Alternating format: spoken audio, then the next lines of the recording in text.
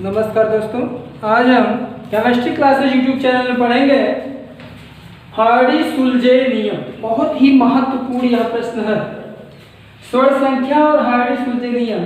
तो एक्सरसाइज में हार्डी-सुलजे नियम देखिएगा, एक वैज्ञानिक थे, मैं दो वैज्ञानिक थे, एक का नाम हार्डी है और एक सुलजे है।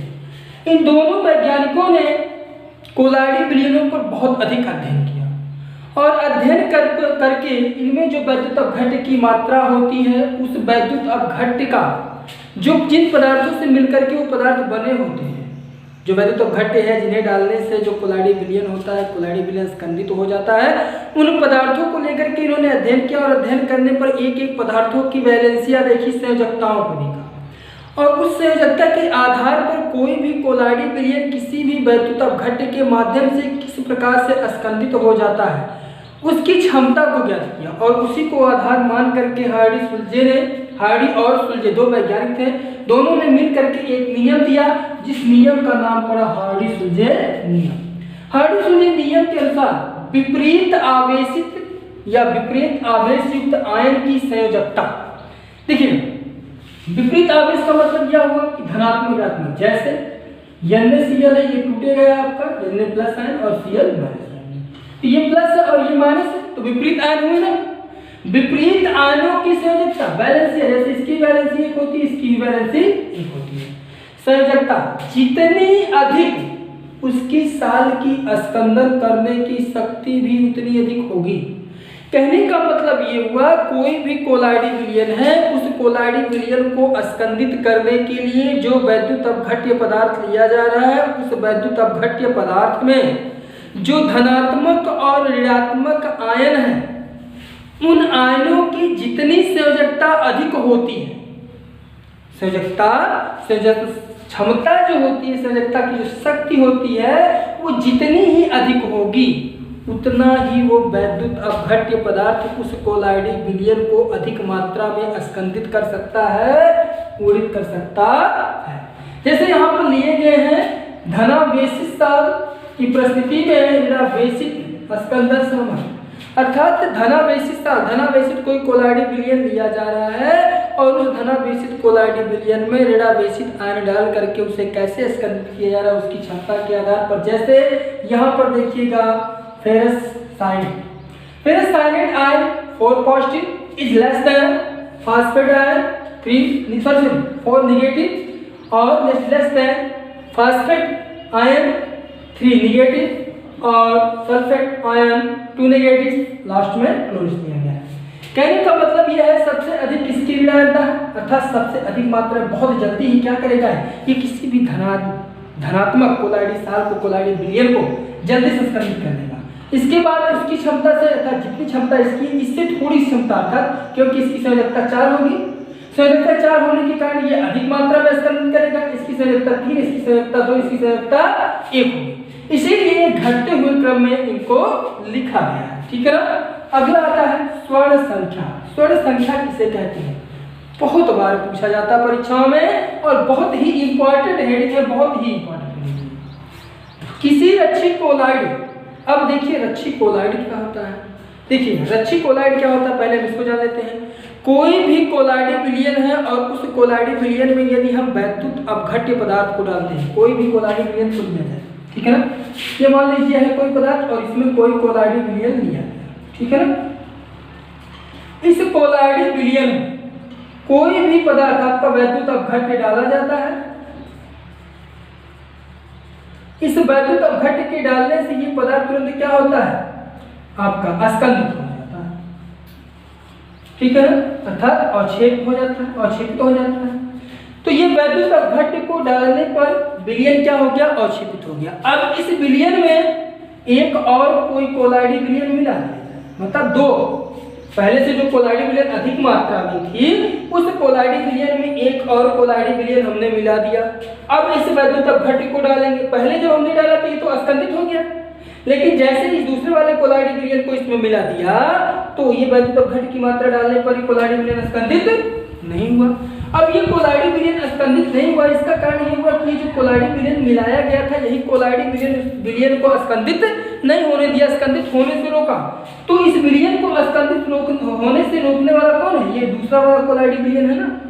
तो ये जो दूसरा वाला कोलाइडी विलयन है, इस कोलाइडी विलयन के लिए क्या होगा? रच्छी कोलाइड कहलाता है। अर्थात किसी भी कोलाइडी विलयन को स्कंदन से रोकने के लिए जो दूसरे कोलाइडी विलयन की मात्रा मिलाई जाती है, उस कोलाइडी विलयन को रच्छी कोलाइड कहते हैं। तो ये किसी रच्छी कोलाइड का स्वर्णांक उसके मिलीग्राम में, अर्थात कोई रच्छी कोलाइड विलयन लिया जाए, उसकी जो स्वर्ण संख्या होगी उसकी मिलीग्राम में वह मात्रा जो 10 ml मतलब 10 मिलीलीटर गोल्ड साल में, गोल्ड साल मतलब सोने के कोलाइडी विलयन को बनाया गया है, उस कोलाइडी विलयन में सोडियम क्लोराइड के 10% विलयन का एक, कहने का मतलब है कि सोडियम क्लोराइड का विलयन बना लिया जाए और उस विलयन का क्या किया जाए? 10% मात्रा में निकाले। अर्थात यदि 100% है, 100 में से 10 अर्थात 10 ml होगा, उस 10 ml का 1 ml अर्थात 1 ml मात्रा मिलाने पर गोल्ड साल स्कंदन होने से रुक जाता है, या गोल्ड साल स्कंदन होने को रोकने के लिए जो आवश्यक मात्रा होती है उसे रच्छी कोलाइड कहते हैं। बात नहीं समझ आई होगी? जैसे कहा गया कि कोई भी सोने का कोलाइडी विलयन लिया जाए और उस सोने के कोलाइडी विलयन में आप सोडियम क्लोराइड के 10% अर्थात हमने कहा था 10 ग्राम होगा, 10 ml होगा, उस 10 ml का 1 ml उस सोने के कोलाइडी विलयन में डाला जाए, ठीक है ना। तो उस सोने के कोलाइडी विलयन में इतनी मात्रा डाली जाए रच्छी कोलाइड की कि वह 1 ml कोलाइडी विलयन डालने पर अवक्षेपित ना हो सोने का कोलाइडी विलयन। तो जितनी मात्रा हमने रच्छी कोलाइड की डाली वही मात्रा क्या होगा? इस गोल्ड साल के लिए स्वर्ण संख्या कहलाएगा। तो इसे देखिएगा, स्वर्ण संख्या के लिए क्या होगा कि जो आपका स्वर्ण संख्या है, कोई विलयन हमने लिया और ये विलयन मान लीजिए आपका 500 ml है, 500 ml कोलाइडी विलयन हमने किसका बनाया? ये सोने का कोलाइडी विलयन बनाया, ठीक है ना। इस सोने के कोलाइडी विलयन में हम क्या करते हैं? NaCl के 10% के अनुसार 1 ml आपका प्राप्त हो रहा है। इस 1 ml को यदि हम डालते हैं तो ये जो सोने का कोलाइडी विलयन है ये अवक्षेपित हो जाता है। क्या हो जाता है? अवक्षेपित हो जाता है। अब इसमें हम कोई रच्छी कोलाइड मिला देते हैं, ठीक है ना।